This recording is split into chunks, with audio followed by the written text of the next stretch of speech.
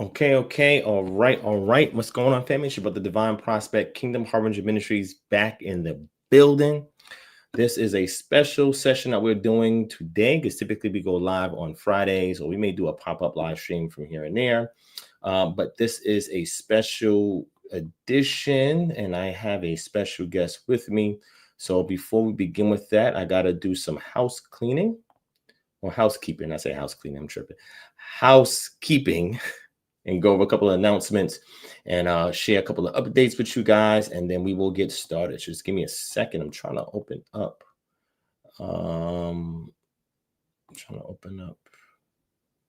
See if I could do it. Yeah. Okay. All right. So a few things I was trying to get ready before screen got to where it's at, but it's all good. Okay. I think I have everything. 1, 2, 3, 4. All right. Okay. All right. All right.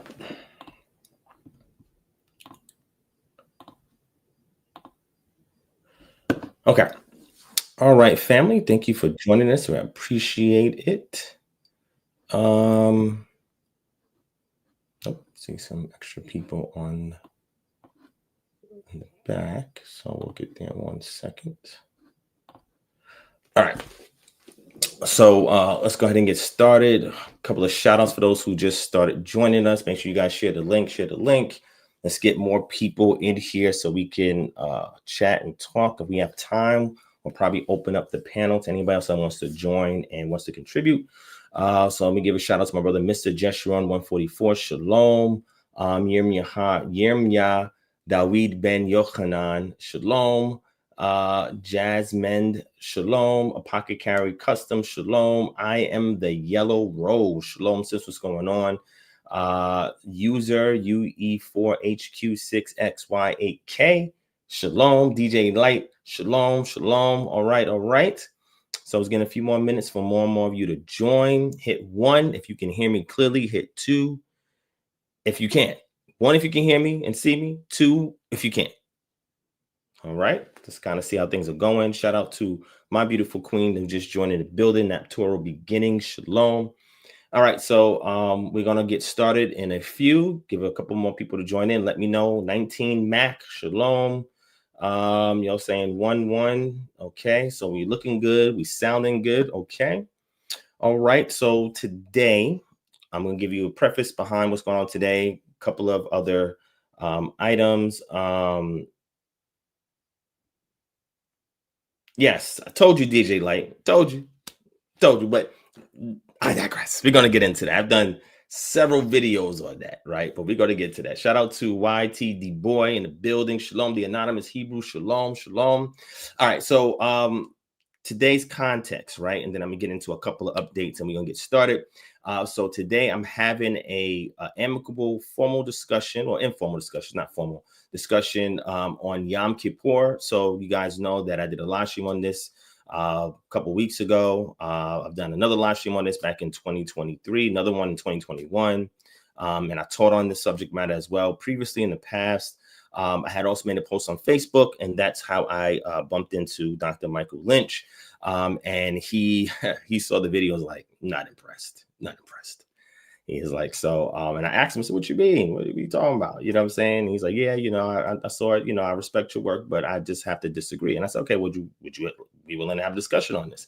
He was like, sure. I'm like, okay. So it just took us some time to kind of meet back and forth until we scheduled this. My first time, if I'm not mistaken, meeting him this way. Maybe I met him in person. I don't know. I meet so many people going to events and stuff like that. I have no clue. Right. So I'm sure maybe I've met him before. He'll digress and discuss that with y'all. But we're going to be discussing this particular subject matter, right? And the subject matter is what you see in the chat. Should we keep Yom Kippur Day of Atonement, right? Is it something that was initially set out for our community to do publicly, or was it something reserved for a sacred space and not the public domain, right?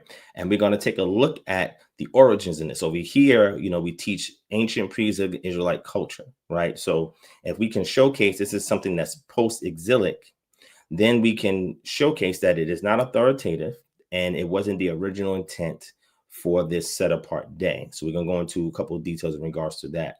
Now, this is pretty much based on a paper or a series of papers that I wrote, just, freestyle, and I threw up, but I put everything, condensed everything into a proper paper that is ready for publication. I'm going to talk to you about another one that I'm currently submitting to SBL, but and that one I just recently posted it this morning. I didn't mean to post it this morning, but I put it all together, made some edits, add some stuff to it, because we want the scholarly tone and all of that other good stuff.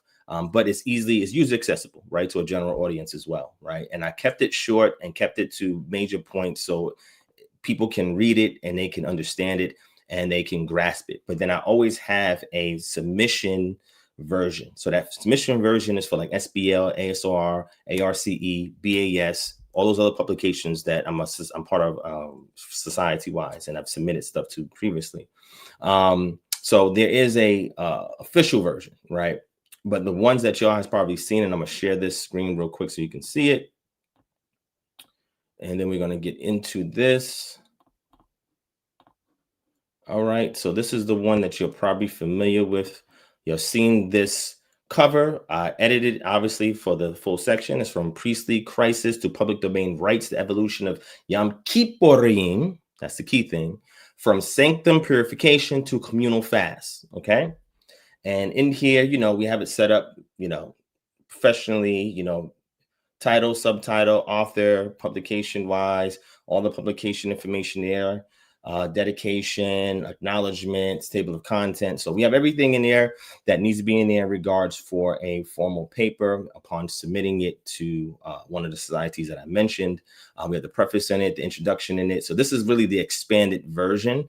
The version that's on Patreon is the cut down, abridged version for Patreon. This is the extended version that we've expanded out, so it includes all the things that are there for a polished submission, right? We also have at the bottom, we have our appendices, we have our bibliography, we have our index, which is good because it helps to highlight a lot of things that you come across in here. We also have a student index if you're interested in it. We have a reader's guide. We have all these things available to make it more accessible to you. And I also have a curriculum guide for a lot of this stuff. This is really somewhat connected to the other paper that I currently put together, the one that's in the process of submission to SBL, right? But there's other books that I have as well that is available that some of you'll know. One of them is the Post-Exilic Invention of the Oral Torah, study of the historical development of rabbinic tradition. And this one, again, have similar format. This is publication ready for academic submissions.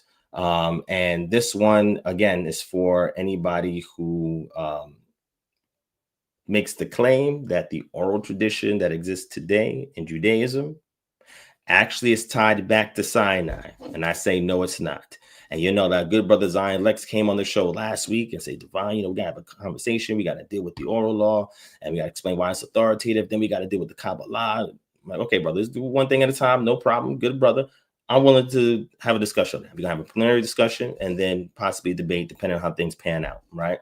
But before I do, I have to write a paper, right? Or a book or something on it so that y'all can read it in a scholarly fashion, right? Because my points are going to stem from the paper that I write or from the book that I produce. So this right here is awesome. You can get access to on the Patreon. Sign up for the Patreon, www.patreon.com/divine prospect. So anybody here, you have anybody that is in Judaism, right? Whether it's our contemporaries outside of our complexion or those within our community who identify with Judaism, and they make the claim that the oral tradition that exists today in the form that it exists today is the one that Moses delivered or had on Mount Sinai. When they make those claims to you, all you got to do is read and cite from this book, right? It'll be published soon, so y'all can also put it in papers and stuff if y'all want to write, whatever the case may be. One that we have coming out tomorrow is called The Composite Origins of the Quran, Historical Critical Perspectives on Linguistic Development, Textual Redaction, and Interreligious Borrowing because there are people out there in the Muslim community that say the Quran is perfect. It's in perfect Arabic. It has not been tampered with. The same way we have it in written form from Uthman's version, the one he preserved, comes straight from the mouth of the Prophet Muhammad. It is an original text. So I'm here to tell them that when we do an objective, historical, critical analysis on it, looking at the linguistic development, when we're dealing with philology, textual redaction, whether it's intertextual inconsistencies or whether it's extra textual influences and interreligious borrowing, reaching for Christian Gnosticism, and when we get literary, what we call it, I had to blink for a second. When we have literary liturgical works, things that you use in doxology in churches within the Syriac sect of Christianity, they heavily borrowed from that. Loan words that are entered in the text, syntactical errors with the grammar that we find in the text, insertions of the name of Allah that's placed in the text. We go into full detail in all of that in this work. It's available tomorrow. You'll see it pop up on the Patreon. If you're not signed up for the Patreon, then why are you not signed up yet? I don't understand. www.patreon.com/Divine Prospect. Get access to it. Support scholarly works from authors within our community, because this goes into R&D to produce more work. Yeah. And the one that I'm really proud of is the one called Smoke for the Sky, Blood for the Deity, Provision in the Divine from Prehistory to Ancient Israelite Religion. All right. This is my baby right here. This is the one that I'm submitting for 2 awards and submitting as a monograph to SBL. This one right here. So I have the front-facing version, which is the abridged, cut-down, simplistic version for the general public. Then I have the lengthy, wordier version that is for the academic scholars, professors, because they have 2 scholars that go and they look at your work and they peer review it and they say, hey, we accept it. No, we don't. Or, hey, it needs additional formatting. Hey, you want us to redact it for you? If so, it's X amount, the fee, whatever the case may be. It's a whole process that we go through to get these things done. Done it before. It's been some time, but we're going to resume it because I have a little bit more time in 2025. All praises to the Most High. Yeah. All right. So what is the purpose of this one? I'm showing you ritualistic technology in sacred spaces, dealing with the spatial proximation between the priest or individual and the deity, and how you need 4 forms or 4 elements, and the 4 elements cooperate and work in cooperation in order to develop a unique technology to invoke the deity. We see this occurring in scripture. We also see it in the ancient Near East at large. Very unique, very interesting. I talk about technology. What is that technology? I'll simplify it for you. You got to read the book to get more details. What are the 4 ingredients you need in order in ancient times to draw the deity, to make sure the deity has a presence? You build an altar for the deity. You add a sacrifice. You add fire, and then you give incense. These 4 ingredients is going to bring the deity. If you want the deity to stay with you permanently, you create a temple, which is considered the deity's organ. What part of the organ? Its digestive system, is you must feed the deity. You must give food to the deity, sustenance to the deity. You must care for the things of the deity. And when you're able to maintain the deity's presence stays there because you've made a home for the deity. We see this when Nathan came to David with a message from Yod-Heh-Wav-Heh and said, I've been homeless since I came out of Egypt. Y'all got me in this tabernacle, but you live in a whole palace. Where's my home? Because that tabernacle moves and the items in it can get stolen and taken. Like the Philistines took the Ark of the Covenant. I need a stable home that's sedentary, that's not moving, so I can dwell with you. But the good thing about Yah is that his agreement is not restricted to just the temple. He says in the book of Ezekiel chapter 11 that I've been a sanctuary with those who've been exiled for a little while. He's a sanctuary with us right now, but you got to put the proper things, what we call the performative items, in place to ensure the deity is invoked. And in the absence of these items, there is another alternative. And when I do the sequel to this paper, I'm going to go into detail about that, examining the Brit Hadashah, or the New Testament's methodology in regards to invoking the deity, using figurative altars, sacrifices, where you get the blood, because the life force is in the blood, And also fire. Make sure you're not offering up strange fire. We got a lesson that's coming out on the Sabbath. I'm going to get the message together for y'all. And it's talking about, are your prayers unauthorized? Some of y'all are sending up unauthorized fire to Yah and wondering why you can't get those breakthroughs. Wondering why you're stuck in the pit that you're in right now. Wondering why you think he can't hear you. You just want to talk to your heavenly Father. And the reason why you can't talk to Abba is because you're offering him up strange fire. And you facing judgment because of that. That's because you don't have the right ingredients and you don't have the wood set in order. All right. So this right here, again, it's a whole process. I have my award nomination cover already set up for it, right? Because there's an award that they have, grants you can get, scholarships you can get in regards to that. Got the submission package on deck, ready to go. All right. Got the academic slide deck layout. So I got to do a presentation. Sometimes they call you to conferences. You got to go ahead and take your paper and present your paper. So we have that already set up. Got an annotated primary source reading list for those who are interested to want to read more up on the information in regards to it, in the temple system simulation worksheet. So you can see the sacrificial component, the input, function, consequence of apps, and I treat it like an algorithm because you'll know that I'm in IT. I'm a solutions engineer. So I think algorithmically when it comes to the Bible. Input, processing, output. But then there's other things that happen in between of that pipeline.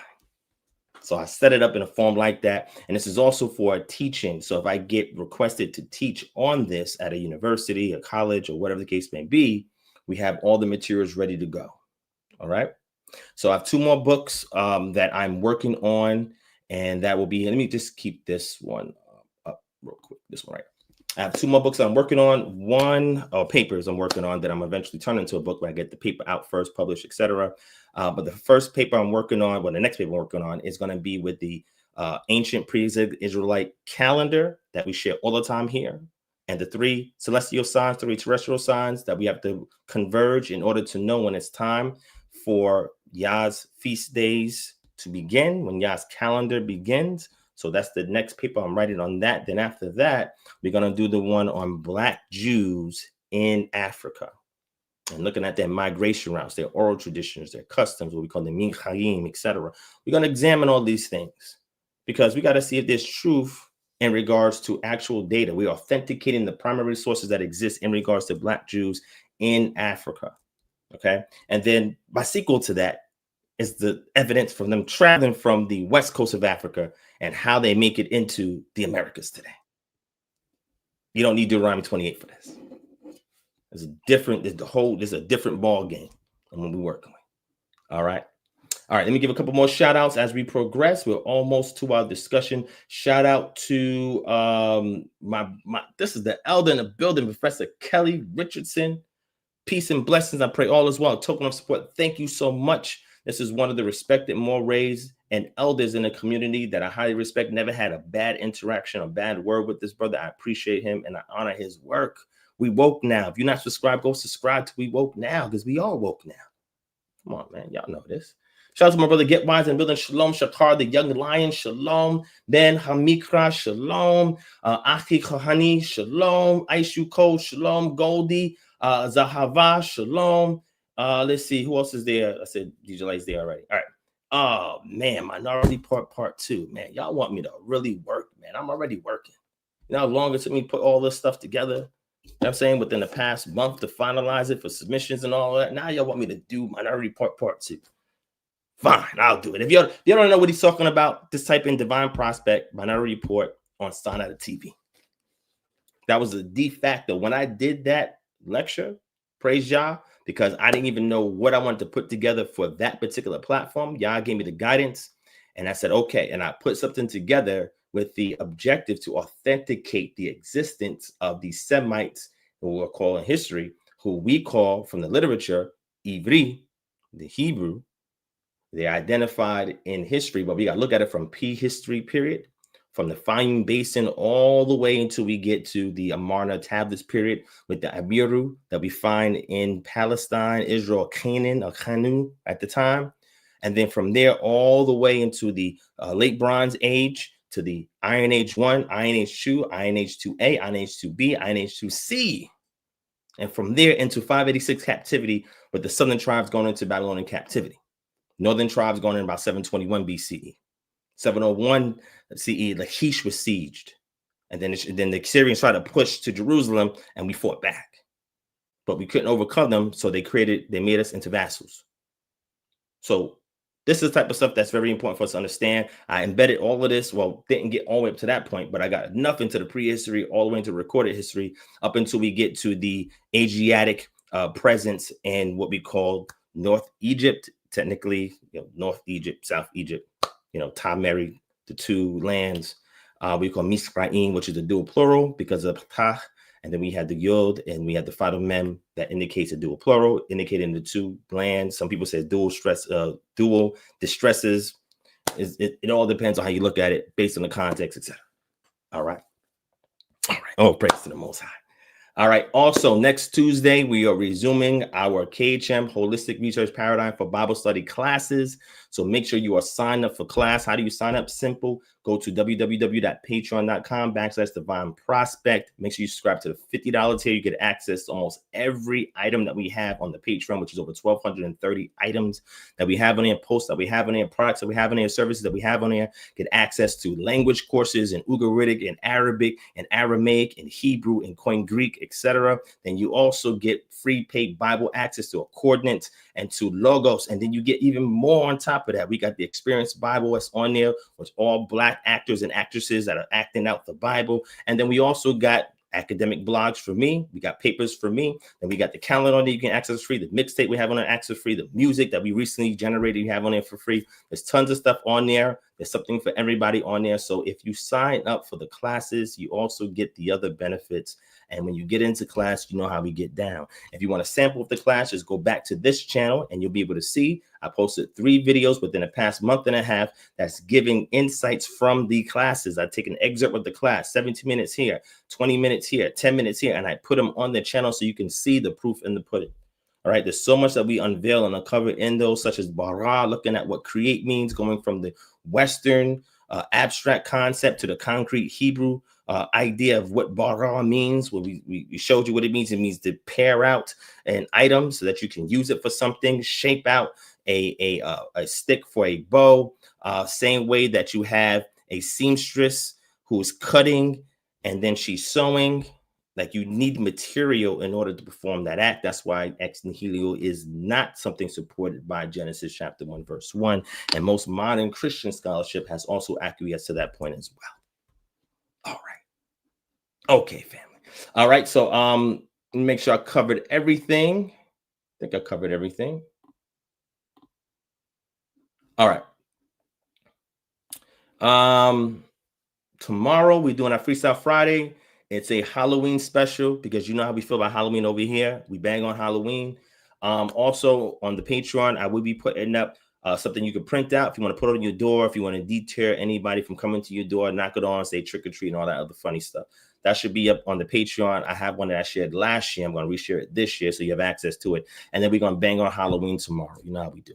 All praises. All right. All right. So I think that's everything. I think I covered everything. Lastly, KHM. Anybody that's a KHM member, express interest in KHM. We are completing our calls this week. Going into next week, we're also sending you emails. Please listen out for any calls. If you have a missed call, voicemail, please give us a call back, 678-430-3832, or email us at kingdomharbinger@gmail.com. Get back in touch with us because we're going to get back in touch with you and get you back in the fold and get you connected with doing work in the community. All right. So make sure you listen out for any voicemails.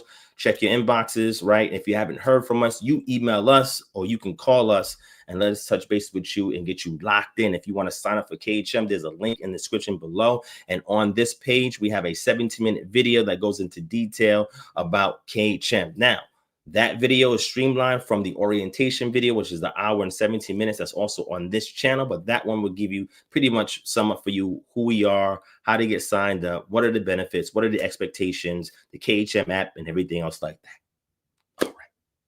All right. Yes, the AJH. Yes, we do have an accordance collection. Yeah, we have that paid software available on the Patreon when you sign up. All right, go get yours today. All right. Let me see. Solomon Israel 3525. Did not forget about you, family. We got caught up with tabernacles. So we have not made any calls this past week to really anybody. So next week we'll be on our regular schedule because all the feast days will be done by this week. It actually ended yesterday. I put a video up on Facebook when we was out in the wilderness this weekend, me and my family. And then I'll put a little short together with all the clips that I took because it was raining, excruciatingly raining. Oh, man, you had to endure that with 7 people, 5 kids, 2 adults. It's rough, but we did it. We lived to it and we made it. It's not like we had done it before, but we did it dolo this time in the rain on a Sunday going into Monday at that. It's just crazy work. But we did it. We survived. So those of you who also completed your tabernacles this week, I want to say Chag Shamiach and all praise to the Most High, man. Let's get it. Let's get it. Are we about to start? Let me see. Mikael Van Net, Shalom. Stacks 2296, Shalom King. Rod, let me see. Rodi Muspm. Hopefully I'm saying that right. RODIMUSPM. Hopefully I got your name right. Forgive me if I did not. Tracy H. Shalom. Let me see. Yes. No, because I did that lecture in 2015, had a debate with Javari 2 years later. So I used some material from that, but I didn't really, I created a whole new PowerPoint for that discussion. All right. So without further ado, let's go ahead and get started. Let me move this out the way for a second. I'm going to introduce our guest, Dr. Michael Ben Yisrael. I know I said Lynch, but I'm going to keep him locked in as Michael Ben Yisrael. All right. So doctor, you have the floor. Thank you for joining us. I'm going to give a few minutes. Introduce yourself to the people. Let them know who you are, why you're here, and what you are about. Let them know who you are. So you got the floor. All right. Shalom, everybody. And first off, Brother Ron, I would like to thank you for inviting me as a guest to come up here and speak. I don't do live teachings too often, so I'm kind of getting out of a comfort zone and, getting on the microphone. So I need to do that more often. My wife and I were talking today about that. But first off, everybody, my name is Dr. Michael Ben Israel. You might see me on Facebook or Instagram as Michael Ben Israel or Michael Lynch. That's my government name. Ben Israel is my assumed name in the truth. I'm a servant of the Most High. I've been in this community now for 34 years, approaching 35 years. I am the head of a congregation called the Fountain of Wisdom. I've been teaching in that congregation now for about 18 years. And prior to that, I was involved with a school in Albuquerque, New Mexico called the Stream of Knowledge. And the Stream of Knowledge in the early 90s was a UPK derivative. We were one of the first schools on the west side of the Mississippi as far as what the UPK was telling us back in the days. I come from that background. In 2003, I kind of went out on my own. And in 2007 is when we started the Fountain of Wisdom. It's I and a few other brothers. It's quite a few people in the congregation. You don't see us out on Facebook advertising too much, but those who know do know. I've spoken with a lot of people. And Brother Ron, we haven't spoken before, and we should. We should be in contact with one another, right? We should be in contact with one another. Let me give you a bit about me. Like I said, my background is Hebrew. I've been an Israelite now for, a practicing Israelite for 34, approaching 35 years now. I am also a university professor. And like you, Brother Ron, I one time I was in IT. I gave up. I kind of moved out of IT about a year or so ago and went strictly into teaching. Currently, right now, I teach at 4 different universities. I teach business, of course, because I'm a business. I have a doctorate in business or a business PhD. Some of you may know it by.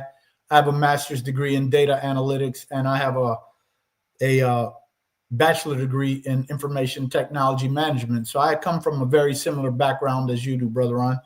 And like I said, I teach. I teach at 3 private universities. I teach at 1 state university. I teach business analytics. I teach economics. I also am a PhD chair. Currently, right now, I have 7 PhD students that are under me that should be completing their dissertations anytime soon. So I I have a rich background in education too, besides IT.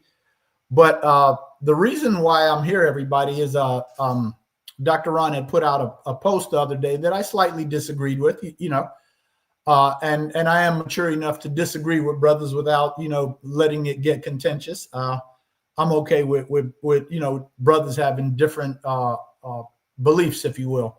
I know what I teach. I know who I serve. I know what I serve. I'm sorry as I can. Do you have another guest you invited that's here? Yes, a couple of guests. Do you want me to let them in or wait till after you finish? Yes, go on and let them in. Yeah, go on and let them in.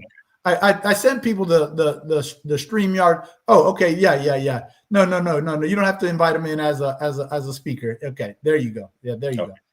Yeah, he just came to visit, and I don't know if he wanted to speak or anything. I don't know. That's up to him.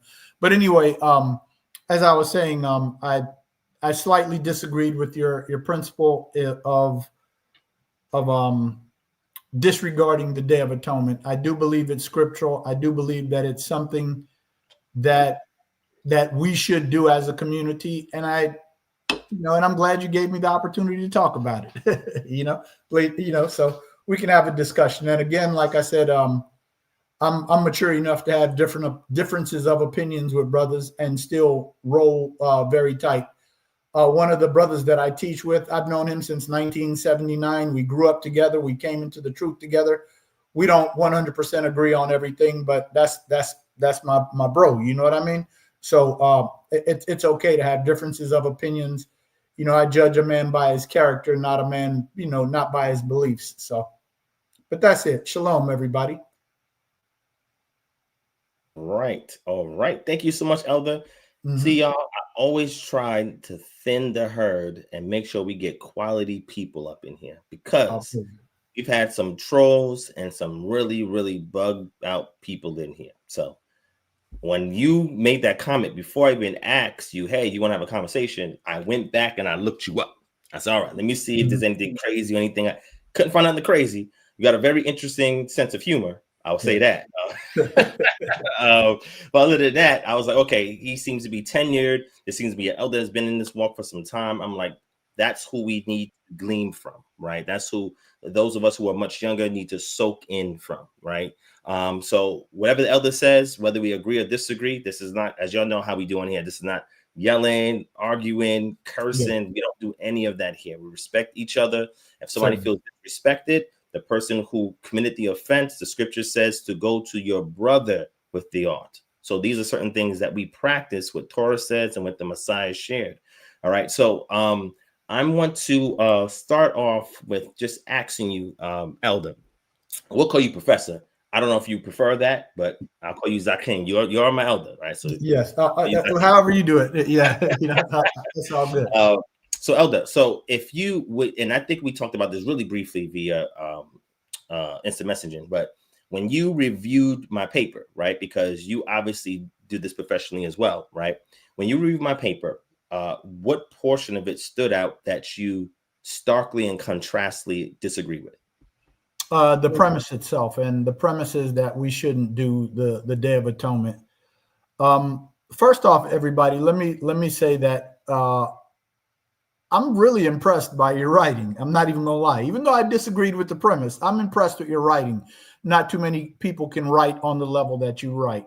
That's for sure. And I'm talking about, I have students that, in the community, outside of the community, that have been in, studying for years and can't write and study like you do. So let me commend you on your scholarly work, because you're definitely a scholar, and I appreciate you for what you do. Now back to the disagreement. The disagreement comes in.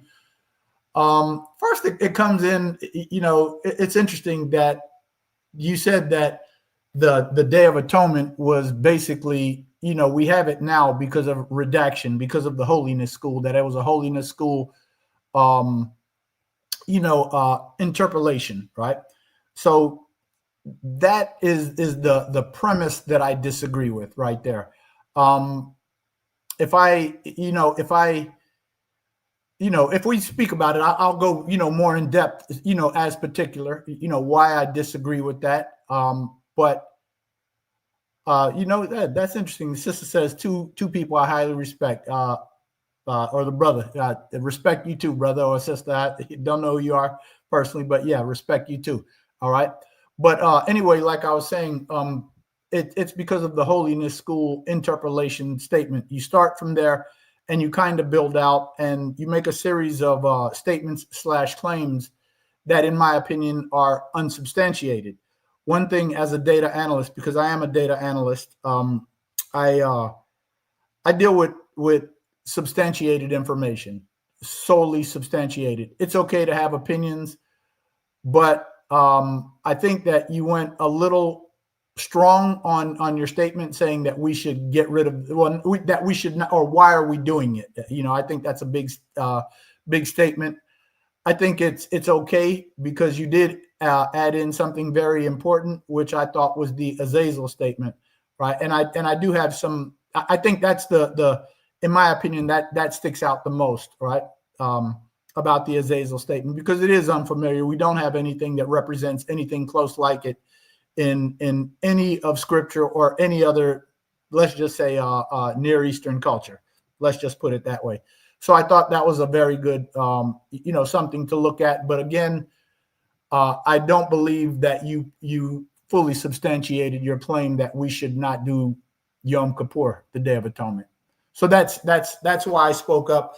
And the brother that was speaking, I told him, I was like, "See, man, you got me in a discussion with this brother." You know what I mean? But I just was answering. And again, I'm glad that you invited me to speak, because I don't normally speak publicly, and I do need to get out of that. I do need to get out of my comfort zone, by teaching in such a secluded environment. A lot of people over the years have been asking me, why don't you teach on YouTube?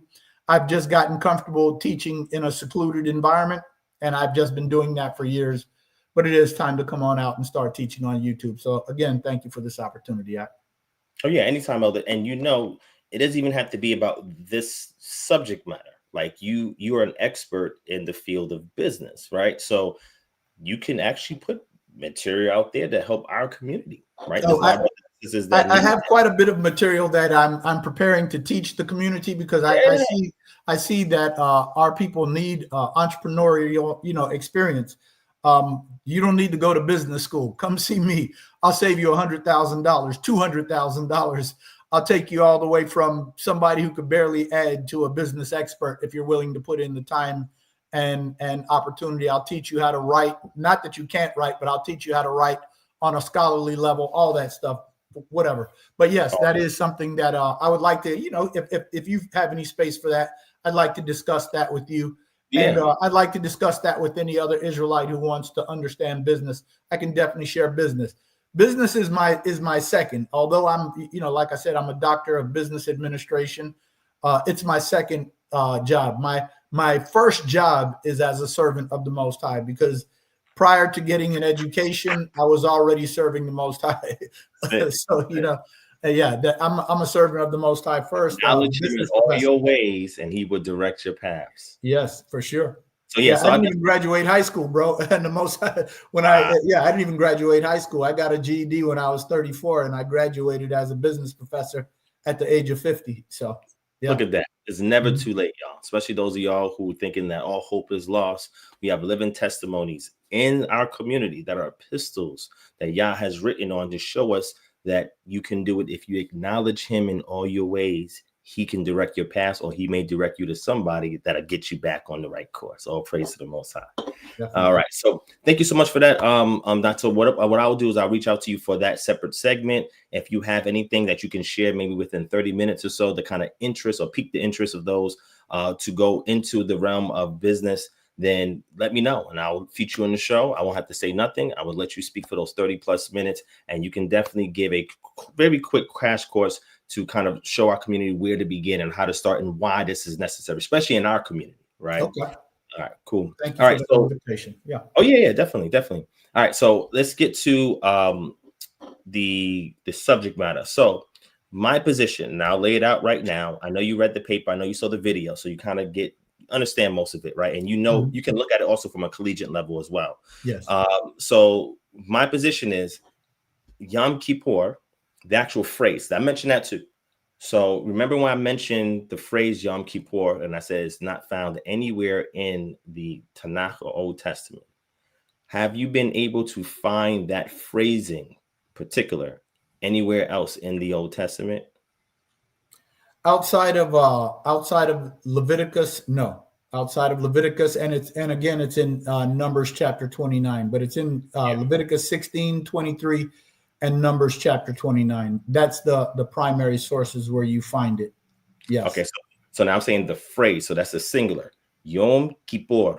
So can we find that phrase? Not Yom Kippurim. We find Yom Kippurim.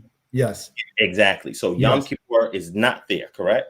In its plural form, no, it's not. In its excuse me, in its singular form, it's not. In its plural form, it is. Yes. Okay, got it. Mm-hmm. Are you aware of any rabbinic teachings? There's maybe about 6 of them that I refer to. That's in the university side that teaches studies in Judaic studies, and they all admit that Yom Kippur, because the singular form is used, is something that is an invention of the Second Temple leading into the rabbinic period, because a whole concept is attached to that is loosely based off of the source material in Leviticus, right? So I don't know if you have, I will definitely share those with you. But I just wanted to mention that to you, that this is the scholarly consensus in Judaic studies in regard, like Hebrew universities, where 2 of those professors at. And this is their consensus because they're looking at the history of Judaism and its development and what we call post-temple, right? 70 AD onward, post-temple Judaism, where they had to find ways to adapt to a situation without the temple. And a host system or paradigm was generated to resolve the societal ills at the time of the people, in order for there to be progress and in order for the ecumenical nature of Israel to continue to be preserved over time. So Yom Kippur became a totally different event than what it was when the high priest was in office. So would you agree that with the absence of a high priest, the absence of the atonement animals, and the absence of the temple changes the nature of Yom Kippurim? Well, if we look at it from a post 70 AD perspective, I don't really get into post 70 AD. That's not my thing. I'm looking at the Torah in its pure form, right? One thing that I would like to say about that is that all of the earliest manuscripts that we have in their entirety, they speak about, Yom Kippurim, right? And whether it's just because somebody, I think, looks at it from a singular or plural perspective, I don't think that their perspective of it negates what's actually written in the script, because so it's negligible, right? At this yes, point. It does not negate, the original writings. The writings are there. I know that people have perspectives. Everyone has perspectives, and like I said, I'm mature enough to look at people's different perspectives and not necessarily realize a perspective and take it in its entirety. Like I said, when we look at the core manuscript, when we look at the Torah itself, or let's just look at the oldest Bibles, we have the Septuagint, we have the Masoretic text, and we have Qumran. We have the Qumran scrolls that were found later on. All of the earliest texts have Yom Kippurim itself in written in the scripture itself. So there is no manuscript that does not talk about this day. There is not. There is no manuscript. Now you have perspectives. I mean, we have perspectives on everything, and all you need to do, if anybody really wants to see perspectives, just get on Amazon and type in whatever you want. You will see all the perspectives you want. And I think that the internet, places like Amazon has really given us a flood of different perspectives. And that's where I started understanding. But now here's what I look at. I look at this. We have a verse in Isaiah chapter 8, verse 20. it says, to the law and to the testimony, if they speak not according to this word, there's no light in them. Now, granted, it's not in, that context is specific to Isaiah chapter 8. However, when we look at that statement in general, when we look at the law and when we look at the testimony, it's there, right? We don't see any early communities, how could I say, going against it. When we look at the earliest communities, especially within the Israelite community, we don't see it too much because, again, it's only written in a few places. However, when we start looking later on in extra biblical materials, you see it's all there. For example, you see it in Josephus, you see it in Qumran. You see these, you see it even in the Mishnah Torah. You see these things later on, that these early communities, they did not disagree with it. I actually have a whole, I have a few different PowerPoints on it. We don't have to share it here, and I'll share that with you. That way you can, look at it a little bit later on. We don't have to put it up on here. We could or we couldn't, depending on, how we do things on here. But I have a series of different things, if you will, different critiques, because I looked at your argument. I looked at the original video. I based my original objection, on the video that you presented, and then you was kind enough to give me your 5 documents. And I looked for them today; they're gone. That's because I put them. The reason why they were there was just leading up into Yom Kippur, and then once that, according to our calendar, once that was over, I just pretty much hid the documents and I just put it in one document, right? So I can get that one over to you so you have access to it. Okay, great. Yeah, because I did see, like yesterday or the day before, I did see you put that document in there about the rabbinic commentary stuff, and I was going to ask you, hey, bro, can I take a look at that? Because I definitely would like to read that. Now, that's definitely something I can get with you on, because I don't consider their commentary as relevant. I know there's quite a few so-called Black Jewish people, if you will, that really take into the into Talmud and these different related books, and they take that commentary very serious. But I wanted to see that your evidence that you put in that manuscript, or in that book that you wrote. And I wanted to read that and really get an idea of that, because that is something that I would like to even have a further discussion on about that, because I do, just on the onset, I didn't open it up. I didn't read it. Just the statement, the title, I agree with it 100%. And that's just from my studies over the years. This is a later community writing things that they feel are relevant. I don't even believe that they have the authority to write on that level. I think that is the purpose of the book. Yes. Right. Okay. So that's definitely something I want to read. Yes. I'm gonna say that because I'm glad you said it. That segues into my purpose of my paper and my proposition. So the oral Torah, the Sha'al Bepeh, right, by mouth, Torah by mouth. The oral Torah is the claim of authority comes from the fact is that they say the oral Torah that they have today goes back to Moshe. Yes. And that is what gives it its authoritative nature and why it's binding for all Jews or those who claim to be Jews or proselytes or whoever the case may be. The purpose of my book there is not to give them an argument that is a one that's colorful in a sense where I use vulgar language and I condemn them. It is purely historical, purely objective. There's no language in there that may be inflammatory otherwise. At the end, there is a call to action at the end, because I want them to examine this and I want them to acknowledge how their current oral Torah in its form developed today. So that goes back to one of my premises. I would say one of my sister premises to the paper. There is the way the oral Torah came about is by way of what's called the priestly holiness code. So the priestly holiness code has been identified by textual critics who analyze the Bible and look to see if there is a common thread that's linear, or if there's multiple threads that make up the tapestry that we call Leviticus, Exodus, Numbers, Deuteronomy, etc.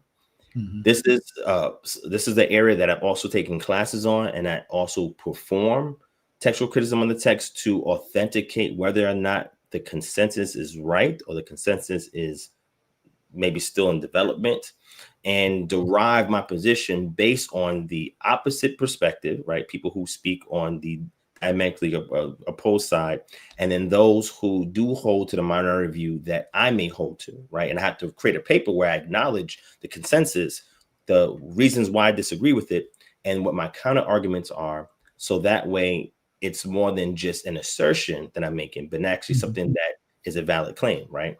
Yes. And one of the things that I've seen in regards to the development of what we call the oral Torah rabbinic tradition is that we have redactors and interpolators that come on the scene post-exile.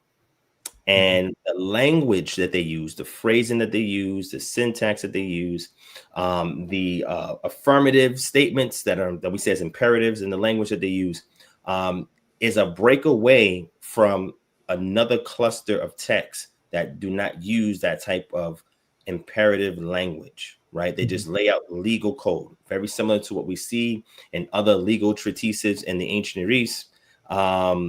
It shares similar language to that. And then we get something that becomes more demanding, more imperative, more ecumenical, right? Where it's communal now. And we see this development happen in several texts of the Tanakh. And if we go into the Pentateuch, we see something very similar that either follows what's found in the Masoretic text, which preserves an older, what we call proto-Masoretic text that we can find in the caves at Qumran, or what we get from the Masoretes based on what we have preserved today from the Leningrad Codex. Yes. So when I see that in the Torah itself, and I see that shift and that change, we begin to see this tradition pick up in scripture when we go to Nehemiah chapter 9. So Nehemiah starts to enforce things that is not commanded by Torah. However, it creates defense around Torah to keep people from violating Torah. For example, the gates of the city being closed before the Sabbath. So that way nobody can start a journey in or start a journey out of the land. Yes. And thereby bring a burden into the land on the Sabbath, or buy and sell on the Sabbath. Buying and selling. Correct. That was something that I brought up years ago about, buying and selling is not specifically noted in Torah. However, it could be viewed as an extension of thou shalt not work. Thou shalt not have a servant work. This is something that was that I brought out years ago, and that's how brothers answered it. But no buying and selling is not verbatim in Torah, and I could see exactly how you stated it, that Nehemiah put this up to defend the culture rather than people out buying and selling, shopping, and let's just say shopping loosely on on Shabbat. He set that up, so I definitely see that. Yes. Yeah, and then give you an example of, even though buying and selling is not strictly commanded, it's inferred, right? So for example, if one of my servile or civic duties and obligations to provide for me and my household, sustenance for me and my household, is to go and work as a businessman, where I sell products, goods, services, etc., that is how I feed my family. That's how I gain the sustenance to take care of my family. So if I go out there and do that on the Sabbath, and I'm selling, I'm not doing any hard labor, but I'm actually selling something so I can get a medium of exchange in coins or dollars or even digital coinage. Bitcoin. And to get Bitcoin, right? To go and feed my family. That's considered me doing the equivalent of civil work at that time. So it's inferred. And then also when Israel started to go off, and then Nevi'im was sent, the prophets were sent to the children of Israel. For example, in this case, the prophet Amos, the people were wicked to the point where they wanted to buy and sell, but they were restricted because of the Sabbath. I'm gonna pull this up real quick just for reference. And this is in Amos chapter 8, right? So Amos chapter 8, let me bring it up on the screen real quick. All right. And right here. All right. And it says, starting at verse 4, It says, hear this, you who trample on the needy and bring the poor of the land to an end, saying, when will the new moon be over, that we may sell grain, and the Sabbath, that we may offer wheat for sale, that we may make the ephah small and the shekel great, and deal deceitfully with false balances, that we may buy the poor for silver and the needy for a pair of sandals, and sell the chaff of the wheat. Now, the chaff is typically discarded. These people are wicked enough. Instead of giving people the actual grain head, they're giving them the chaff to sell. So this is just showing you that they know that there are national restrictions for them wanting to engage in commerce that would then lead them to deal deceitfully with their brother, which we know is a Torah prohibitive, right? So this is where we get this portion here. Again, this is nowhere, again, a commandment in Torah, like you said, it's not there. But we see it in the rest of the Tanakh that we can infer that, okay, when the Sabbath was there, people were restricted from buying and selling. So that's how we kind of loop that into the Shabbat restrictions, right? So what happens is this is the leeway that rabbinic tradition utilizes, right? Because these are what we call proto-rabbinic groups, such as the Pharisees, is really the ancestral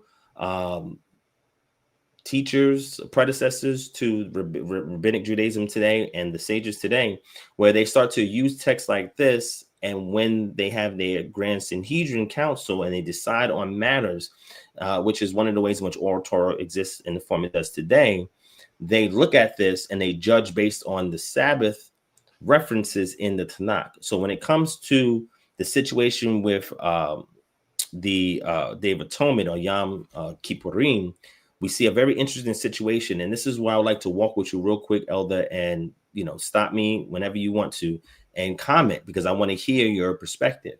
When I start with this journey, which you've seen in the video that I do, and again, I'm very animated. I do things to keep the engagement of the audience and so forth. Yeah, I know how to deal professionally and and deal rightly with our brother.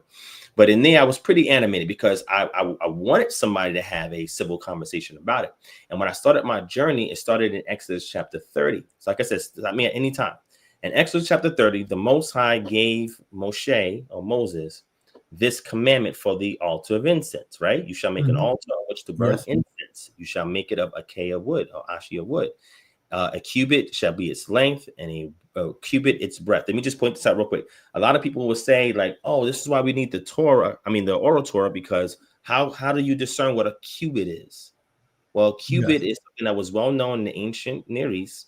Yep. And whoever is the king at the time, from his forefinger all the way to his elbow, would be the measurement of a cubit.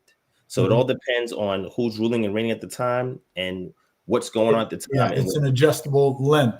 But correct. In today's definition of it, they've kind of standardized it and said that they standardized it at 18 inches. Yes. Yep. Right here. Yep. Yeah. Yep. So we don't need Torah for that. I'm assuming that Torah. Whoa, we do need Torah. We don't need the oral Torah to determine these things. So what we teach here, Elder, is we teach what's called the ancient pre-Exilic Israelite culture. So we show ways that we can interpret the text without the need of rabbinic tradition. Not saying that rabbinic tradition in itself is bad, evil, wicked. We don't use that type of language, but they're trying to sell us that you need it in order to interpret these things. And we're saying, no, in 2025, so much scholarship exists, so many resources exist, and so much information in the ancient Near East exists that we're able to interpret these things in the absence of the oral Torah. So it says, it shall be square, and 2 cubits shall be its height. Its horn shall be of one piece with it. You shall overlay it with pure gold, its top and around its sides and its horns. You shall make molding of gold around it, etc., right? Then it jumps down to verse 10, right? Well, actually, let's go to verse 7. And it says, and Aaron shall burn fragrant incense on it. Every morning when he dresses the lamps, he shall burn it. When Aaron sets up the lamps at twilight, he shall burn it. Regular incense offerings before the Most High throughout your generations. You shall not offer unauthorized incense on it, or a burnt offering, or a grain offering, and you shall not pour a drink offering on it. Aaron shall make atonement on its horns once a year. With the blood of the sin offering of atonement, he shall make atonement for it once in the year throughout your generations. It is the most set apart to Yah. So here, Elder, when you read this text, right, especially those last few verses, is this Yom Kippur in its infancy here in verse 10? Personally, when I read that, because I did take notice of that statement, right? When I looked at that, I looked at it was like contextual inconsistency, right? And the reason why I say that is because when you look at the context of Exodus chapter 30, verse 10, the object that is getting the atonement, it's the altar, right? Because right here, Exodus 30 is about the altar of incense and not the full Day of Atonement ritual. So that's the way I separated it. And one thing that I really look at is, okay, here you see the altar needing atonement, right? Later on in Leviticus 16, the discussion of people needing an atonement. But I did take notice of that when you mentioned that, and I actually wrote that down as something very specific that, in my opinion, was to take a look at and discuss. So I'm glad you brought that out. That's a good point. Because it uses the same. It uses the same language. Yes, it uses the exact same language. Correct. So you don't have to. I can't say it. Kippurim. Kippurim. Yes, exactly. Yeah. So the way I view it is the way that.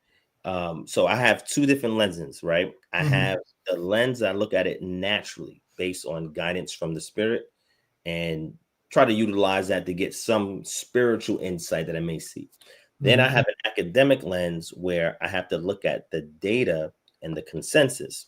And like you do data analysis, I do it too. I work with Oracle databases. So I deal with SQL databases and stuff like that, for procedures on them, matching the parameters so that way our APIs or their web host servers can communicate with them, etc. Right. So that's stuff that I do. So when I look at this, I said, okay, so if I'm seeing this and it makes a reference here without going into detail about what else is required, I'm like, well, is this the original intention of the annual Day of Atonement? Is this its original intention? And if so, what happened? What changed? How did we get to what we get to in Leviticus chapter 16, Leviticus chapter 23, and Numbers chapter 29? What changed? And this is where my argument starts. And one thing that is mentioned in the realm of textual criticism is that they look for the earliest signatures in the text. A lot of times you'll have like Exodus chapter 12, where it gives instructions on the Passover. Passover itself is supposed to be done in the home. However, when we get to Deuteronomy, now it is a social event. Now it's a national event. We see a progression and development happen. And then also when we know about Numbers, the book of Numbers, a lot of provisions and changes and amendments are made in the book of Numbers. Yes. So it is a very peculiar book because the law Yah laid down prior, he tends to say, okay, for this situation, I'll do this. This is also what the Sanhedrin councils use when it comes time to reinterpreting something and creating out something, because they say, hey, Yah did it in Numbers and he used Moses and Aaron and everybody else to carry it out. When we encounter a matter in the community that's not explicit in Torah on how to deal with, then we will use this type of justification to make a ruling on it and make it binding with the community. Gotcha. Right? Yeah. So when I see this, I see it as in its infancy form. I see it as its original intent, just like I see Passover's original intent was not what we see in Exodus 12. When Moses is sent by the Most High with Aaron to go speak to Pharaoh, he says, our God, Yotewafeh, right, Yah, has commissioned us to go 3 days journey into the wilderness to sacrifice unto him. And then after we're done, we will come back and continue working for you. Yes. And Pharaoh said, no, who is this guy? I don't know who you're talking about. Yeah, I don't know who you're talking about. Right? That was the initial request for them to perform a propitiatory offering on behalf of the people before their deity, before Passover. But because of the hardness of Pharaoh's heart, the 12th plague came, it killed all the firstborn. Certainly. And gave through Moses the provisions for them to put blood on the lintel and the doorpost so that their firstborns wouldn't die. And when they did it and they left out, Yah said, I'm redeeming the firstborn of the womb. All of them belong to me. And that was just substitutionary for a priesthood serving Yah before we get to the Levitical order. We see this also occur in the book of Samuel, where Samuel was dedicated to the temple, and he wasn't necessarily a Levite. Now, some may argue yes or no. Yes, but he yeah. There's different arguments, yeah. Yep, in which the mother's womb was open because she prayed because it was closed, and then she gave him over to Eli, right, to be at the temple. So this is a very antiquated tradition that was still around in the Judges era before we had the enforcement of it only being for the Levites. So when I see this, I'm like, okay, so that was the original intent in regards to atonement. He's doing, like you said, the atonement for the altar once a year, using blood according to the sin offering, which we find later on in Leviticus chapter 4, right? So it's like, okay, cool. So then I move forward from there, and I said, okay, my inquiry is, okay, well, let's see what happens. So then that's when I end up to Leviticus chapter 10, and I see something happen. So then I have to account for this, and this is where I want your insight in, right? So let me go to Leviticus chapter 10. Yep. And we're going to see where additional ordinances are added because of this offense. So this is the death of Nadab and Abihu, right? So now Nadab and Abihu, the sons of Aaron, each took his censer. Remember, this is connected to Exodus 30 because that's the law, right, for the censer, and put fire in it and laid incense on it and offered unauthorized fire before the Most High, which he had not commanded them. So we don't have it in writing in Exodus 30 for what they did, nor did he command it. Because remember, the high priest can go into the holies of holies, and he can deal with the oracle of Yah, which is the descended essence of Yah on top of the mercy seat, which is the oracle in which one communes. That's why he told Moses, come into the behind the veil and talk to me by the ark whenever I call you. Or Aaron, once a year, he would go to the ark and commune with the deity and atone for the sins of Israel. So now we have Aaron's sons. Remember, Aaron and his lineage were the ones authorized to officiate the priestly duties amongst the Levites. The Aaronic priesthood, yes. Yep. So verse 2, and the fire came out from before Yah and consumed them. So they became a burnt offering now, right? And they died before Yah. Verse 3, then Moses said to Aaron, this is what Yah has said. Among those who are near me, I will be sanctified, and before all the people, I will be glorified. And Aaron held his peace. So where that altar is at, when it is defiled, my question is, does it affect the purity of Yah when it's defiled? I don't think it affects the purity of the Most High. The Most High is a set apart individual, set apart on the earth. Let me rephrase. Okay.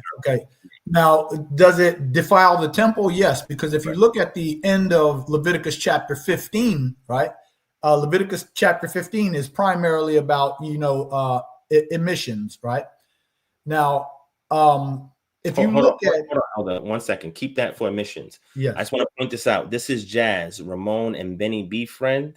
I don't know if somebody know. Yeah. Oh, okay. Hey, shalom, Mike. Yeah, I know exactly who that is. Yes, so definitely. Jazz is saying, good seeing you both speaking together. Much love. I am currently in the hospital evaluating for a heart transplant. Yes. Shalom. Brothers called me the other day and told me about that. I'm gonna reach out to you, Jazz, for sure. Yes. Okay, good. And those of y'all who's in the chat, please let's lift them up in prayer.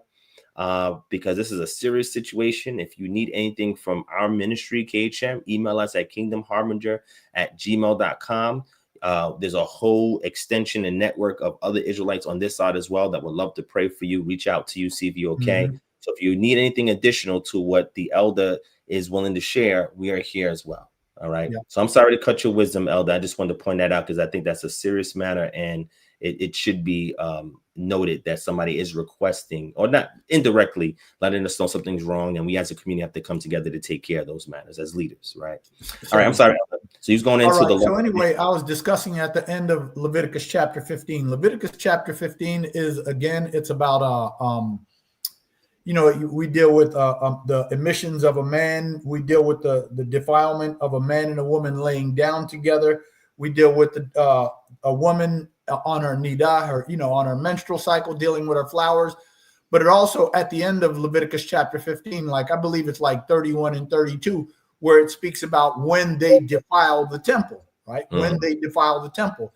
There's later on in the book of Second Chronicles where it was actually men who would actually, I guess, interview you, if you will, to see if you was unclean in any manner before you stepped into the congregation.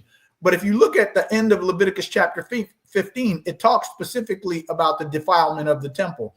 You notice the discussion comes up right in Leviticus chapter 16, right? It talks about Aaron doing, sacrificing blood, if you will, for himself, sacrificing for the altar, sacrificing for the temple itself, and sacrificing for the people. So taking it back to Exodus chapter 30, verse 10, you brought out a good phrase, because it does talk about the atonement there, right? It talks about, but this is a process. And remember, the process is different from the focus of the process, okay? The process is the atonement itself. In one condition, the altar needs atonement. Another condition, Aaron needs atonement. But if you look early in the book of Leviticus chapter 16, I believe it's verse 7, right? I believe it's verse 7, don't quote me. But you see the people, the nation being spoken about needing atonement. So when I look at this, I don't necessarily look at Exodus chapter 30 being an early Day of Atonement. I look at the process of atonement, and it could be used in different contexts. What's the context of it? Leviticus chapter 16 is specifically for, Aaron, the high priest himself. It's for the altar, I believe, for the temple. And it was brought out at the end of Leviticus 15, as I just mentioned, that the temple is defiled by the children of Israel. We bring our defilements into the temple. Whether a man comes in there just having intercourse with his wife, whether he was dirty from a dead body, it could be a range of things that a man was defiled from, whether it was, animal defilement or, human defilement, right? A man could be in any of those situations. A woman could be defiled and come into the temple. However, at the end of Leviticus chapter 15, it tells you that, hey, shalom, Shael. Shalom, brother. Glad to see you up.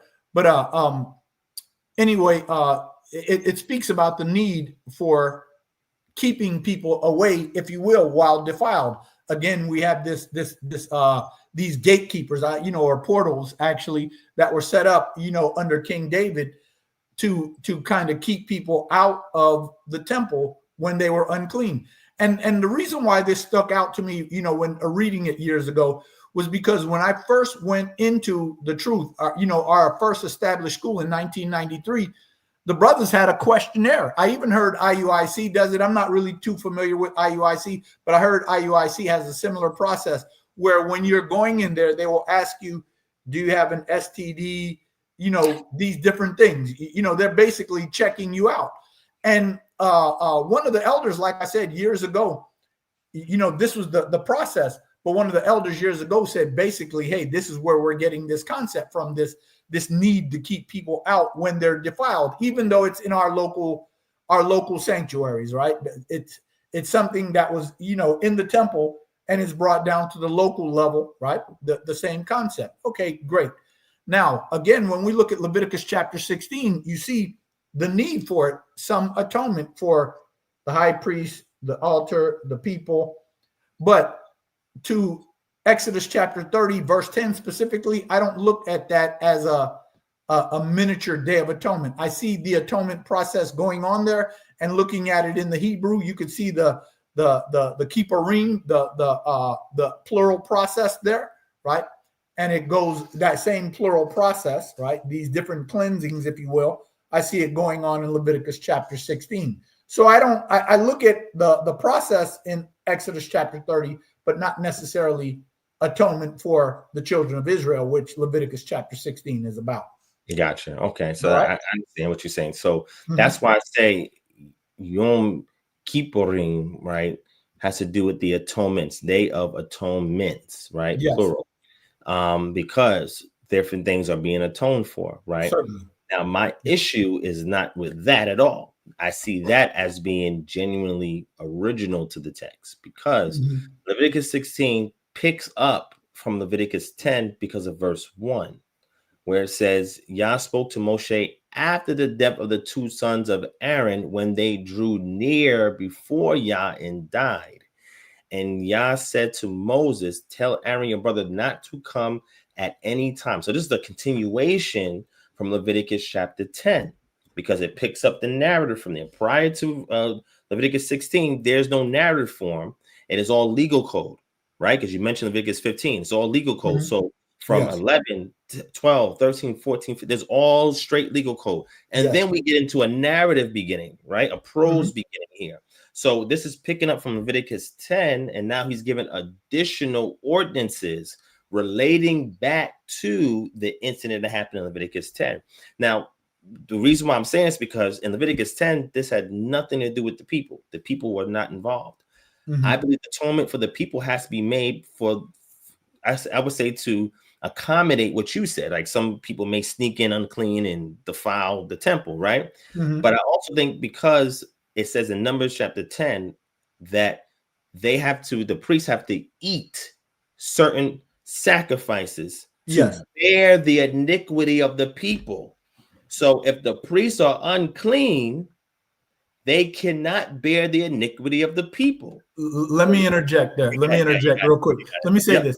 Is that based on what you said, right? Based on what you said, I've always thought it was a joke when you would see brothers claiming that they were vegan Levites.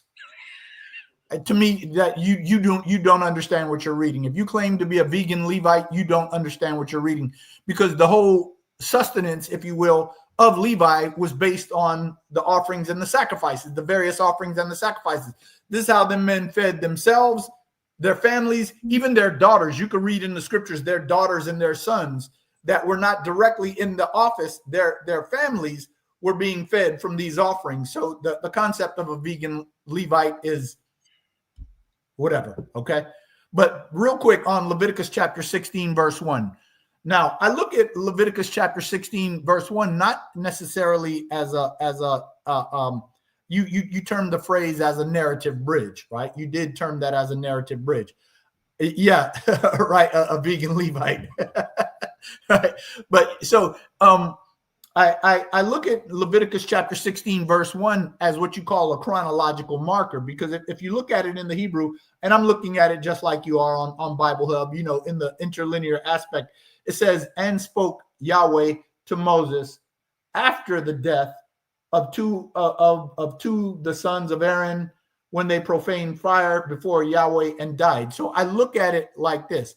I look at that as a chronological marker. What it does, it tells you when this is taking place, because Leviticus chapter 10 was such a significant event. I mean, the Most High flashed out and consumed these men. I mean, just, you know, like just combusted and just burnt them up. You know, you could look at it. You did mention that they were a sacrifice, but this was such a significant event. Imagine seeing these two men, or seeing two men, not, you know, imagine seeing two men, just a random explosion, just, and they're ashed. They're done.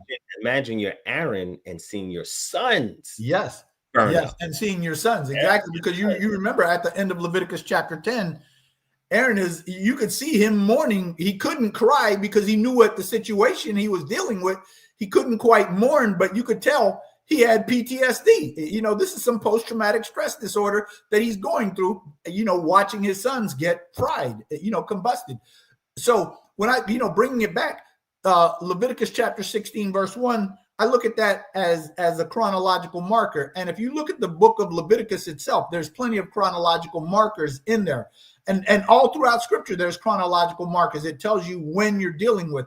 It kind of brings you, okay, this happened then. After that happened, this happened. And that's when Leviticus chapter 16, the Day of Atonements, appropriately stated, the Day of Atonements took place. So, yeah. Okay. I don't necessarily look at it so much as a narrative bridge, the way you phrased it. Gotcha. Okay, no problem. Okay. So from there, we get additional instructions that are not found anywhere prior to this. Yes. We have a mention of an annual atonement in Exodus 30, right? Which is unique because other offerings and sacrifices are made throughout the year. But now here's a specific one that's tied to the altar in which incense has to burn with particular ingredients at a particular time of the day, right? Yes. And this is what Aaron's sons were responsible for doing, but they performed it inappropriately and they died. Yes. So here he's given additional ordinances tied to this Day of Atonement. And then he says, don't let Aaron at any time come into the holy place outside the veil before the mercy seat that was in the ark, so that he may not die. For I will appear in a cloud over the mercy seat. This is the oracle being created. But in this way, Aaron shall come into the holy place. So now he's saying, all right, I don't want Aaron to die like his sons died. So I'm going to tell you to tell Aaron what to do so that when he comes in and my cloud is over the mercy seat, he don't die, right? Mm-hmm. He says, but Aaron shall come in this way with a bull from the herd for a sin offering and a ram for a burnt offering. So Leviticus 4 goes over these details on what these offerings, actually Leviticus 1 to Leviticus 5 goes into all the offerings, right? Yes. So he says, these are the offerings: sin offering, guilt offering. These are all offerings that are typically given for unintentional sins. So that means Aaron could have done something to violate Torah and be unaware of it and wind up walking into the holies of holies and drop dead, right? Or get consumed by fire. So he's like, all right, you saw what happened to his sons. So to prevent Aaron from dying like this, I'm going to show you what he has to do so he could be atoned before approaching my holiness, right, where my presence dwells, right? He says, he shall put on the holy linen coat and shall have the linen undergarments on his body and shall tie the linen sash around his waist and wear the linen turban. These are the holy garments. He shall bathe his body in water and then put them on.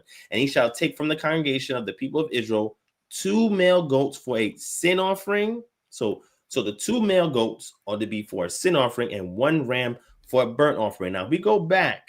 We have the law of a sin offering, right? So it's Leviticus chapter 4.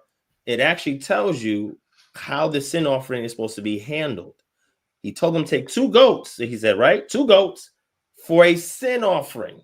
A sin offering is an atonement offering to appease the deity that the life force in an animal is a substitutionary for your life force, because you should die for what you've committed, but you're giving up the life force of an animal by a proxy of you, right? In lieu of you.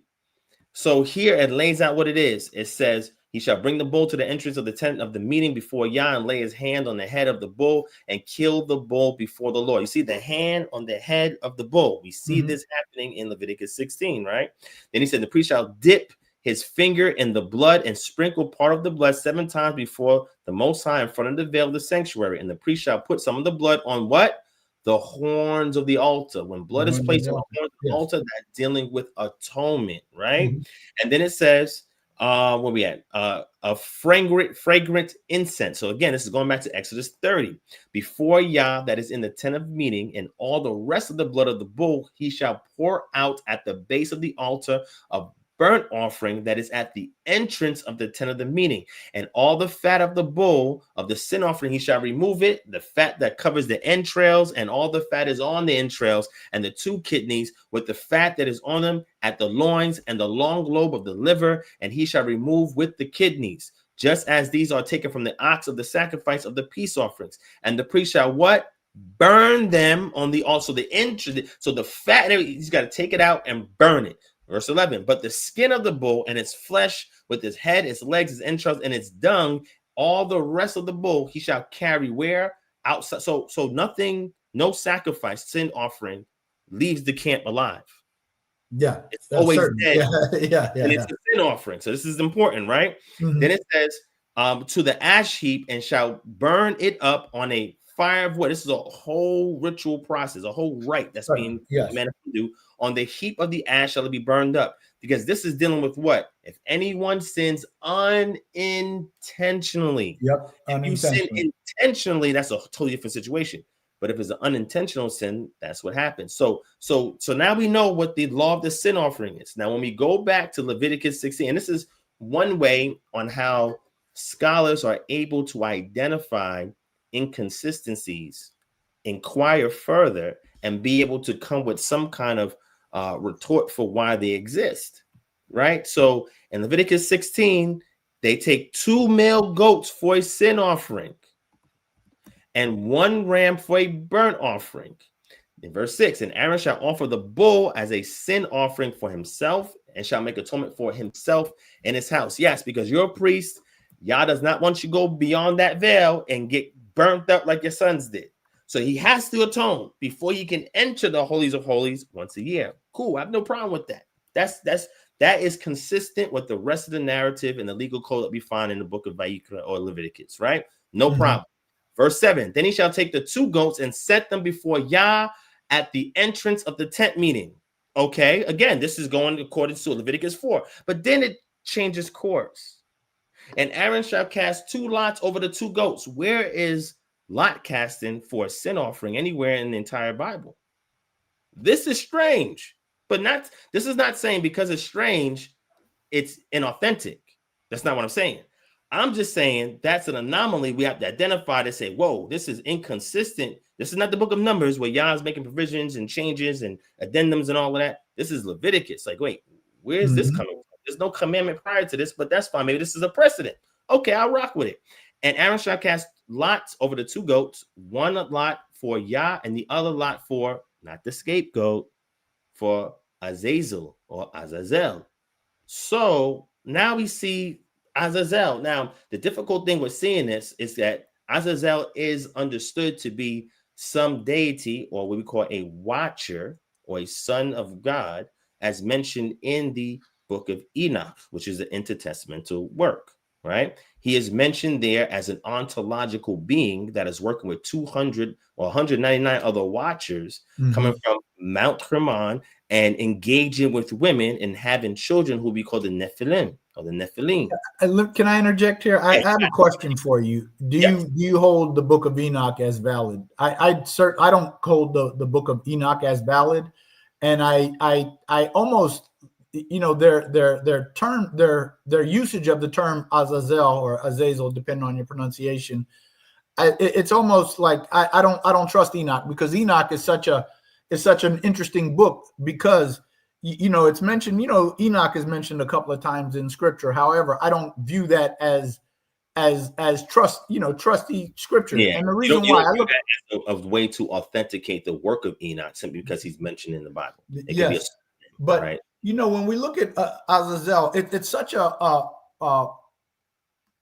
interesting and strange ceremony there in Leviticus chapter 16, that scholars, they have a term for it. They call it hapax legomenon. It's referenced and nowhere else. Yeah, it only happens here and nowhere else. It's such an interesting thing. But based on that, I don't think that necessarily, because of it occurs only there, right? I don't think that it's an interpolation, possibly, because there's not. I mean, to me, when I went through all of your papers, that is what stood out the most. That one thing is you know, Azazel, right? And you know that it's nowhere else. And I did a whole bunch of research looking for it. It's written about nowhere else. But as far as the Enoch link, I don't take Enoch, because I don't even view Enoch as a legitimate book. It's a number of books out there that I don't consider to be legitimate. I call it, in my opinion, it's like religious entertainment. You know, these books are nice that, you know, it's like, wow, you know, you read all this stuff. I just don't view it as canonical, you know, because it's almost an addition to scripture in a lot of these cases. So I kind of don't look at it in that regard. But Azazel, like you said, the hapax legomenon, my pronunciation is messed up, but mine is not that well either. I'm from New York. You know, that is a Greek statement right there, right? The hapax legomenon. Yeah, correct. I'm not. I can look at, you know, certain characters in Greek, and that's about it. I probably should get more familiar with it, you know, since it is such a big part of the modern, you know, Bible, you know, the whole Bible. But hapax legomenon is a very interesting theme. And again, because it only happens there, I don't necessarily disregard it, right? I don't disregard it, because again, my basis for that statement is when we look at all of the oldest manuscripts, it's there. Yeah. So that's the reason. So got it. So we find this strange ritual that again, there's no precedent for it prior. Yes. Where a sin offering is given to Azazel. Now, some people say this could be the wilderness or desert. It could be symbolic of that, or it could be a personification of the wilderness, or a rough place because it's supposed to go off towards a cliff. But it is identified also as an entity. So in the Qumran caves, there are eschatological texts that mention Azazel as an actual entity. This has nothing to do with the Book of Enoch. The Book of Enoch also mentions him and identifies it as an ontological being, a supernatural ethereal being that actually exists and has an existence, right? Yes. If that's the case, this becomes extremely problematic, because why is Israel giving a sin offering to another entity? And why does the offering for Yah have to get killed according to Leviticus 4, but the one given to Azazel is left alive? There's no sin offering in the entire Bible that lives outside the camp. Now we have something that is very strange. And again, just because it's strange, just because an anomaly does not make it inauthentic. Yes. But we just have to look at the context to say, wait, this looks like a complete abrupt interference of the narrative of atonement, because a sin offering, we already got what that is. But now when it comes to something else, you're letting it live. So it says, and he shall present the goat on which the lot fell to Yah and use it as a sin offering. But the goat, remember, above it says Israel, 2 male goats for sin offerings. But now the language changes to say, okay, well, now just one will be a sin offering. The other one, now we're going to do something different with it. Wait, what? Within the same chapter, we have a difference of opinion. So verse 11 says, and Aaron shall present the bull as a sin offering for himself and make atonement for himself in his house. He shall kill the bull as a sin offering for himself, and he shall take a censer. Again, this is always tied to censer. When you read my paper, you'll see why I said this is a required technology in order to invoke the deity, to appease the deity, and keep the deity's presence and protection around. You always have to please make that paper available too, because when you were speaking about that caught my attention about these. Yes, that's very. It's an ancient technology. So for invocation purposes, and it's an ancient technology that is supposed to create what's called a sacred space, or what we call a sanctum, right? So here it says, and he shall take the censer full of coals, be also before Yah, 2 handfuls of sweet incense beaten small, and he shall bring it inside the veil. Again, we see what we call thematic similarities, or a motif. Remember, in Leviticus 10, it's talking about incense. Leviticus 30 is talking about incense, sacrifice, and altar. Here, Leviticus 16 shares similar language. Again, I don't see no break in language when we get to verse 11. There's nothing unusual here. This makes sense. Kill the bull as a sin offering for yourself. It's consistent with verses 1 to verse 5. And then it goes on to say, and bring it inside the veil and put the incense on the fire before Yah. The cloud of the incense may cover the mercy seat, that it is over the testimony, so he does not die. That's also believed. The incense also veils the deity when it decides to reside or settle upon the mercy seat. And just like Moses tried to inquire further of the deity when he was on the mountaintop, show me your glory, your kavod, right? That same cloud, when it descends on the mercy seat, the incense veils it, so you are not looking upon it and you do not die. That's one of the ways that it is interpreted and understood. But here it says, and take some of the blood of the bull and sprinkle it with his finger. Again, we've seen that before. This is consistent language with the rest of the text. But then it gets a little crazy after that. So after the 7 times, which we've seen previously, then it says, then you shall kill the goat, the sin offering that is for the people, and bring its blood inside the veil and do with his blood as he did with the blood of the bull. You see that? So it's in alignment with a sin offering. Thus he shall make atonement for the holy place, like you said, that's 1, because of the uncleanness of the people of Israel and because of their transgressions, all of their sins. And so he shall do so for the tent of meeting, which dwells with them in the midst of their uncleanness. No one may be in the tent of meeting from the time he enters to make atonement in the holy place until he comes out. That means nobody can go in there when Aaron goes in there. Then he shall go out the altar that is before Yah and make atonement for it, and take some of the blood, sprinkle the blood. All of this is is consistent with the sin offering. I have no issues with that. So the first thing we find something weird about Azazel, that's one thing to show that there's more than one authorship in here, whether it's a redaction, interpolation, or co-authors or scribes that are putting this tradition together, right? But then we get something very weird. Verse 20. And when he has made an end of atonement for the holy place and the tent of meeting and the altar, he shall present the live goat. And Aaron shall lay both his hands on the head of the live goat and confess over it all the iniquities of the people of Israel and all their transgressions and all their sins. And he shall put them on the head of the goat and send it away into the wilderness by the hand of a man who is in the readiness. The goat shall bear all the iniquities on itself to a remote area, and he shall let the goat go free in the wilderness. There's no other thing like this anywhere in the entire Tanakh, from Bereshit all the way to Malachi. There's an interesting comparison that was made is about resting the sin on the head of the goat to be sacrificed, or the scapegoat, excuse me, right? Correct. But there's a few other cases of this laying on hands. If you look in sacrificial offerings, it appears in Leviticus chapter 1, verse 4, Leviticus 4, verse 4, and Leviticus, and of course we mentioned Leviticus chapter 16, verse 21 right there. Of course, we have the Leviticus 16, verse 21, the scapegoat on, the Day of Atonement, right? But you also have this here. Check this out. And this is where there's an interesting correlation here. And I'm going to say this real quick, Elder. I got 5 minutes after this. I'm going to let you make that point. Then I'm going to end off on a cliffhanger. I'm going to allow you to close. Okay. I'm going to close out, and we can always revisit this at another session, if that's okay with you. Sounds okay. Perfectly fine. You got it. You got it, Elder. Okay. All right. But the point that I was making was the blasphemer's execution. It was the son of the Egyptian, right? Because remember, those who heard his blasphemy laid their hands on his head before stoning him. You see what I mean? So it's almost like more sin is transferred off to him, and gotcha. then he gets.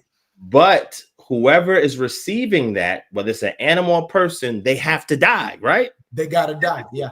Except in this case, yeah, you let the goat go free with all their iniquities transferred on it, because when iniquities are transferred onto something, that thing has to die. The blood has to die.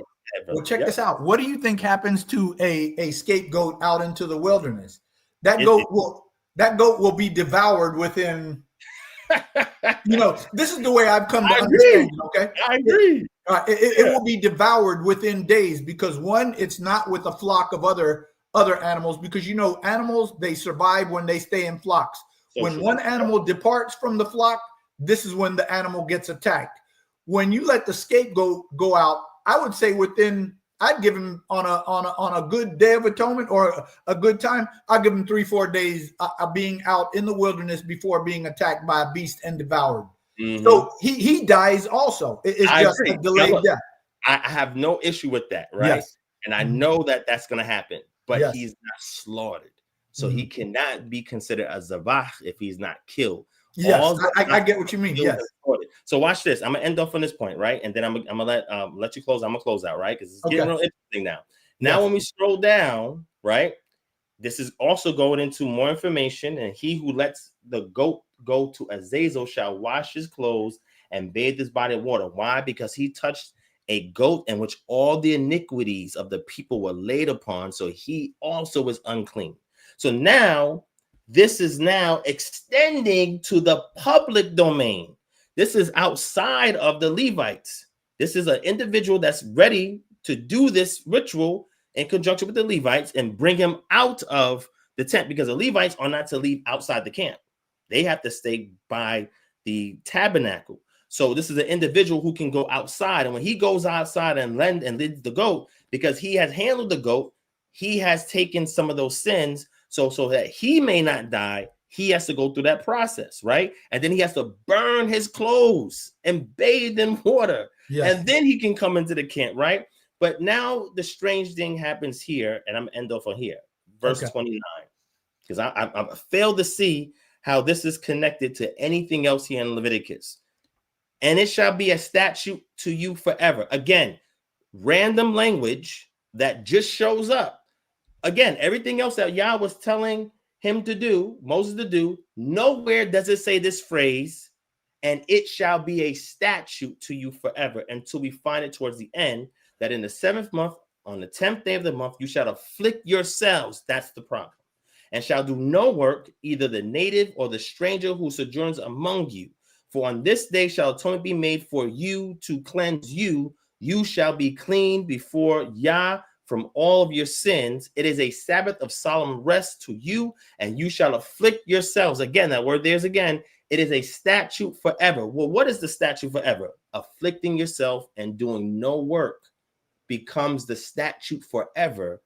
Yet everything else that the priest has done, nowhere in here is the language that should be a statute for you forever.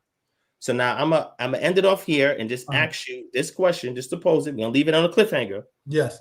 Elder, does it not seem strange to you reading this through with the corrective lenses where we're paying attention and focusing on the language and the narrative?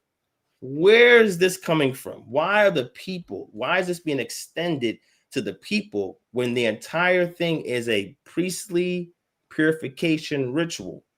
Why are the people involved when the priest's job to atone for the people? Just like if a person commits an egregious sin that is a capital offense, a lot of times they got to die, get stoned to death. But if you commit a sin that's an offense and where you can give an offering, that is how you atone for yourself, right? Now, again, like you said, there may be some things people fail to do or may not mention that they've done, like being unclean or whatever the case may be. But how did this entire ritual extend now to the people with language that then says, for the people, it shall be a statute to you forever. And then the 7th month on the 10th day of the month, you shall afflict yourselves. So it leads into, this should be a statute. What? You afflicting yourself, doing no work, neither you nor the stranger that sojourns among you. Is it strange? Does it seem weird? Do you think it's in alignment with the narrative? Give me your thoughts, Elder, before we close out. Okay, thank you. I believe it's in alignment with the narrative, because if you look earlier in the book of Leviticus chapter 16, right, you notice in verse 15, it says, then shall he kill the goat of the sin offering that is for the people.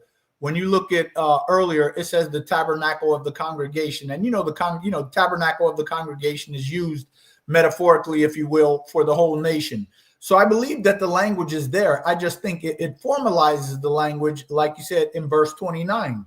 And Leviticus chapter 16 is a very strange chapter. It's very strange because, again, you see, in my opinion, and this is the way I look at it, you see almost like an interweaving of a lot of different things. You have it in different spots. It happens in many different places. Now, like I said, when I read all of your papers, right, and I think your scholarship is excellent. Your understanding of the methodology, used to build these type of presentations and arguments, right, I think it's excellent. When I read all of this, like I said, the greatest thing in my opinion was the Azazel, right? That's a specific command that we see nowhere else. But when you go in and you look at scripture, we use that phrase hapax legomenon, right? Excuse my mispronunciation, right? We see this hapax legomenon, right? But there's over 400 of those in the Hebrew. They say that there's 1,500 in the Bible in its entirety, including the New Testament, right? But there's 400 of them specifically that are in the Hebrew. So because we see these one-offs, these one-shot situations, I really don't disregard it as too big of an anomaly, because we see a number of anomalies. If that was only one thing and that was the only time that stood, then it'd be a much greater cause for alarm. Like, look at this. But there's a number of these words that are only used once in scripture, and it's like the meaning of it is even unclear in a lot of spots. So again, I don't look at it as too big, but I do think you have presented quite an interesting argument that should have us digging deeper. This is the level that scripture needs to be studied. And when I say that, this level of research that you've put in, the level of research that I myself have went through just to even look at what you were saying, right? To look at what you were saying, I think that level of research needs to be done on all of our doctrines. Because why? Let's be for real. Jacob, right? If we look at Jacob as an uninformed Israelite, Jacob is a Christian by default, because this is a Judeo-Christian country. We're born into Christianity. Most of us were Christians before we were even born, because our mothers, while they were pregnant, they went over to the Christian church.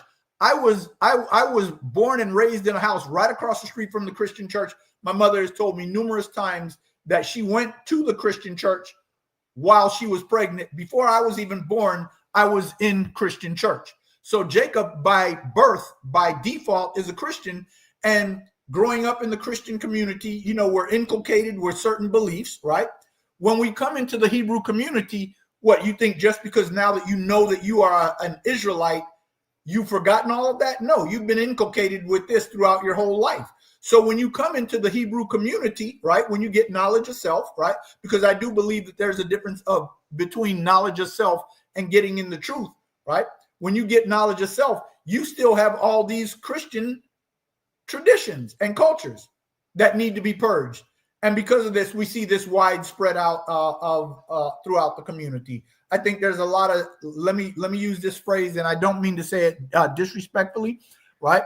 I say there's a lot of Johnny-come-latelys who have come into the community and have brought Christianity with them. Because like I said, 30 years ago, the doctrines that you see now in the Hebrew community were simply not there, period. They just were not there, right? But I think that this level of research, like I said, I applaud you for your level of research. I disagree with it, but I do applaud you for your level of research, and it's worthy of a big respect. So, yeah, I'll close out. I had you as one of my professors in the past, but that's wishful thinking. But what I'll say to end this off is that, again, thank you so much, Dr. Michael Ben Yisrael, for joining us. I appreciate your wisdom, your insight, and your decorum, right? As we spoke, there was no disrespect. There was no colorful language, no ad hominem. So I appreciate that. It allowed the conversation to flow. Both sides were heard, and we were left on this note. So I want to thank you for showing up. I look forward to continuing this build with you at another time. I do have to go because my family will be coming through the door any moment, and I want to give my full attention to them, right? Yes. Before I go, I have one quick special guest. I'm going to let him give a few words. We only got like 2 minutes. Shail, we only got 2 minutes, Elder. All right, I'm going to bring you on. I haven't seen you in years. You just showed up out the blue. I'm going to bring him on. Elder, what's going on? Yo, shalom, Doc. No. Dr. Ron, How you doing, Dr. Doc? You got another doc in the house. What's going on? Man, I'm very well, man. Definitely, man, very informative topic, man. Both of you brothers, man. This much love to both of you brothers. I want to say shalom. That's all, man. You know. What I would like you to do is peer review my work as well, Elder Shayo. Since you just showing up, I'm gonna put you to work, right? I'm gonna send you my paper. I'll let you read. It's about 55 pages or whatever. I'm gonna let you take a look at it. Let me know what you think about it and give me your feedback. All right? Can you email me kingdomharbinger@gmail.com? If you forget it, it's in the description of the video. You can grab it, just email it to me. Okay. All right, I do it right now. All right. Thank you, Elder. Shalom. Right. Man, when I talk about powerful elders in the community, this is one of the names I pull up. I mean, if there's very few elders in the community that I know that actually are genuine about what they do, that love the people of Yah and sincerely are servants of Yah, turn their lives around and really devoted it to Yah. I can name on my hands how many elders that is, right? But you, Dr. Michael Ben Yisrael, you're one of my new elders. I'm going to add to that list. You speak with wisdom, with kindness, and with passion, right? Yes. And your conviction is inspiring, right? And I think we all need to have that level of conviction when it comes to the word and defending this truth, because it comes under attack each and every day. All right. So I'm gonna give you some homework real quick, and I'm closing out. Elder, your homework is any of the hypoxlegemenons that you find in the Bible. Find me some in the legal code. So when I say legal code, we're talking about Leviticus, whatever legal code that's mentioned in Numbers without the narratives. And Deuteronomy. Find me those in the legal. Tell me how many you discover in the legal code like this. Okay, we'll do. That's next time we talk. Yep. All right. So shalom to you, Elder, and I will speak to you again. All right. Shalom. Right, Thank you. Yeah. Yep. All right, y'all. We're gonna close out. Thank you all for watching. Hopefully you enjoyed the conversation. I know we went into some stuff. Man, I'm so grateful that the Elder co-signed the hard work, blood, sweat, and tears I put into that paper. All of this stuff I've been working on for some time. I've had them all written out. I just needed some assistance, like with formatting. I needed some assistance with putting a cover together, like a standing cover.